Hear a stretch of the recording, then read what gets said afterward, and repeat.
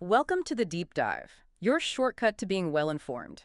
Imagine a company spiraling, numbers deep red, everyone's scrambling for answers. You might point to market shifts, bad management, maybe a tough economy. But what if the real saboteur was hiding in plain sight, deep within its tech core? Today, we're taking a deep dive into a fascinating white paper from Edgewater Technology, published way back in spring 2008. It's all about the absolutely crucial, often overlooked role of information technology in turning around struggling companies, especially those tucked away in private equity portfolios, or PE firms, as they're often called. Our mission for you, the listener, is really to extract the most potent nuggets from this material. We want to show you why IT is so much more than just a cost center. It can be the absolute linchpin of success or, well, catastrophic failure. And this paper kicks off with a really provocative thought, doesn't it? Troubled companies got that way for a reason. Often inadequate, misaligned, or under-resourced IT played a role. Mm. What's so striking here, I think, is that while IT might typically represent only, 2 to 5% maybe of a company's total revenue? Yeah, seems small. Right, but its impact on overall performance is almost always far greater, particularly in these distressed situations. And it often comes down to middle market companies frequently lacking that crucial blend of, let's say, architecture experience and business perspective in their IT leadership, the kind of strategic IT thinking needed to truly drive change. Okay, so if IT can be this hidden saboteur, this deep, often overlooked problem, when a company finds itself in this situation, who steps in to fix it? And what's their first move? What does an IT turnaround specialist actually do? Well, these specialists operate with a kind of dual mandate, really. First, they absolutely have to get IT's house in order. That means driving spending down while ensuring core efficiency. Think of this as making sure IT does the job right, optimizing operations, cutting waste. Okay, efficiency first. But, and this is key, equally important, they then align IT expenditures with the broader business priorities. Yeah. So IT also does the right job to get the distressed company back on track. It's a bit like tuning an engine for peak performance and then actually pointing the car in the right direction. Makes sense. And these folks, they're experts in two worlds, IT and turnarounds, working hand in hand with the private equity firms. They know how to keep the IT lights on even through the toughest times. Like how? Well, maybe by renegotiating service contracts or finding underutilized functionality in existing applications people already paid for. But critically, they also possess the skills to do things differently because, as the paper points out, just doing the same things over again, only better, doesn't work in distressed situations. You need fundamental change. That makes perfect sense in theory. But thinking back to 2008, when resources were so tight, how realistic was it for struggling companies to focus on alignment when their very survival was on the line? Wasn't the immediate pressure just to cut, cut, cut? This white paper does highlight the broader economic context of that time, noting that private equity firms were facing a double whammy. Yeah, exactly. Increased market competition for credit, for investment opportunities, for buyers, Yeah. coupled with more value being locked up in troubled companies. You've hit on a critical point there about the paradox of that era. Mm. A recessionary economy naturally means, well, a greater proportion of companies are distressed. But ironically, this also represents the greatest upside potential and potentially larger paybacks from turnarounds. Right, higher risk, higher reward. Exactly. But those more distressed companies are by definition much harder to turn around. They require maximum operational leverage. And here's the truly fascinating insight this paper offers. Information technology substitutes insight and innovation for two commodities that are typically much more expensive: brute force labor and money. Oh, okay. Explain that a bit more. So the more you can stop doing things inefficiently, or maybe stop doing them altogether, and instead use technology to do things smarter or perhaps in ways competitors haven't even thought of, the greater that operational leverage becomes. You're essentially getting outsized returns for your effort, replacing costly brawn with pure brain power. And speaking of surprising insights, you'd think, well, more money equals better results, right? More IT spending should mean better IT. You'd think so. But there's this fascinating 2007 Bain study mentioned here that seems to flip that right on its head. It really does. It found that, and I'm quoting here, more IT spending does not automatically mean better company performance overall. How can that be? Precisely. The Bain study, which was based on a survey of over 450 senior business and tech execs, found that company performance actually depended on two crucial factors. First, the state of the IT organization itself, whether, in Bain's words, it was well-oiled. Okay, like efficient. Efficient, effective, yes. And second, the direct alignment of IT with corporate strategy, how well it supported the main goals. And the data points are incredibly powerful. Companies whose executives rated highly for both IT effectiveness and alignment had the best 3-year compound growth rate, averaging a stunning 35%. Wow, 35%. And get this, they also spent 6% less on IT. Less. Okay, that's counterintuitive. Right. And even companies that were just IT effective, but maybe not perfectly IT aligned, still outperformed others. They spent 15% less on IT and grew 15% faster. So the powerful takeaway is clear. Companies should get their IT engines running first before they can expect to steer them. Get efficient, then align. This paper truly highlights that there's a significant growth penalty if IT turnaround isn't deeply integrated into the overall corporate turnaround plan. It's not just about fixing IT in a vacuum. That growth penalty is such a stark phrase. It really hammers home that IT isn't just back office plumbing. It's genuinely tied to the company's lifeline, isn't it? Absolutely. But where do companies, and especially these private equity firms, often miss the mark on this crucial step? Does the paper point to a common blind spot maybe in their due diligence It process? does, absolutely. And it identifies a major oversight. The typical IT due diligence process. Most PE firms engage outside consultants for IT due diligence, sure, but often not really to improve IT. It's primarily to identify and mitigate risk before a deal closes and maybe to estimate future costs. Okay, so risk mitigation, cost estimation. What's the critical flaw in that approach then?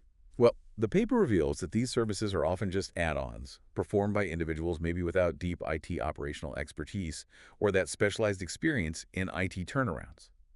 So while they might check basic compliance things, disaster recovery plans, software licenses, internal The controls, standard checklist stuff. exactly, they may completely overlook what could be the biggest hidden risk private equity firms face, being saddled with an IT organization that dooms the corporate turnaround before it starts. Mm. It's like buying a house and hiring an inspector to check the plumbing, but forgetting to check the foundation until after you've moved in.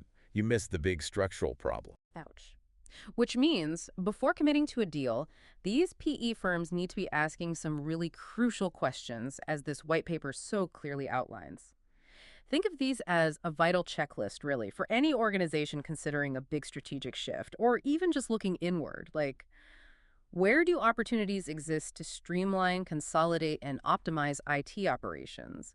Which IT expenditures are aligned and which aren't with the actual business objectives? Which pending projects and expenditures are maybe of questionable value?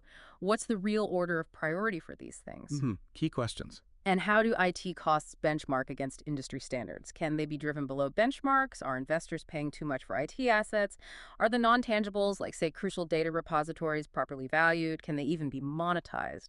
And finally, are those service-level agreements, the SLAs, and contracts with vendors adequate? And are they actually being enforced? Exactly. And asking these tough questions up front creates significant opportunities after the deal closes. For instance, implementing things like management dashboards for better performance visibility, allowing for fact-based decision-making. Getting real data in front of people. Precisely. These dashboards often rely on monitoring key performance indicators, KPIs, those critical metrics that show you exactly how initiatives are succeeding or maybe failing. Think of a BI, a business intelligence dashboard, as your company's real-time flight control panel. It gives you the brain power to react quickly. And this visibility, this proof of success, is something future buyers will value immensely. Okay, this all really suggests a special kind of IT intervention is needed in these distressed situations. It's clearly not just more IT, it sounds like it needs to be a different IT. Why is that? What really changes when a company is in crisis mode? Well, paper cites 4 distress factors that completely change the rules of engagement for IT. Makes perfect sense when you think about it. First, obviously, money is tighter. Every single dollar counts, way more than usual. Right. Second, time is short. There's often an urgent need for results, like yesterday. The clock is ticking. Absolutely. Third, IT has a disproportionate impact. It can sink or save a company much faster in a crisis situation. Its leverage is magnified. And fourth, different performance metrics are in play for a distressed company, and these metrics will likely change as, hopefully, it gets healthy again.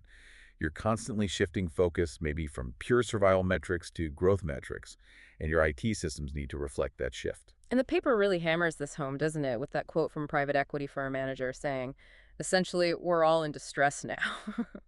It highlighted the tight credit environment back in 2007. I remember that. There was an Economist article ominously titled, "A Storm is Coming," Yeah, very prescient. and a Wall Street Journal piece predicting a rat race for those whose expertise lies in restructuring and turning around troubled companies. There was also a Forbes article mentioned saying top PE funds' recipe for success was these dramatic operational improvements. And a McKinsey survey found company outperformance was the main source of value in nearly two-thirds of successful PE deals. So the market itself was really demanding the shift away from pure financial wizardry towards actual operational excellence. Precisely. The game changed. And IT becomes a particularly sensitive point of leverage in this kind of environment because, as the paper notes, changing course is almost always harder than maintaining a straight line. Yeah. The visibility and agility that IT can provide are uniquely relevant when you're trying to make those sharp turns. Yeah. Furthermore, those KPIs and systems we talked about, they need to constantly evolve as a company moves through its recovery, from just achieving viability to reaching sustainability, and then ultimately, hopefully, true growth. It's a journey from survival to thriving, and IT is really the nervous system supporting every single step.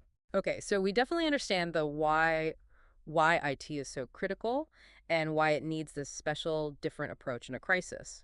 Now let's get into the how the four key ways these IT experts actually operate effectively in these high pressure, resource constrained environments.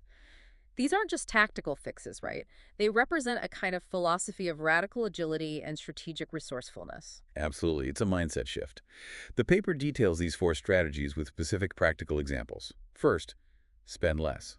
Now, this isn't just about indiscriminate cutting, it's about intelligent optimization. Okay, how? Well, for example, outsourcing IT services. That can simultaneously reduce headcount, maybe facilitate upgrades, and let you tap into new technologies without massive upfront investment. It also involves renegotiating existing IT service contracts.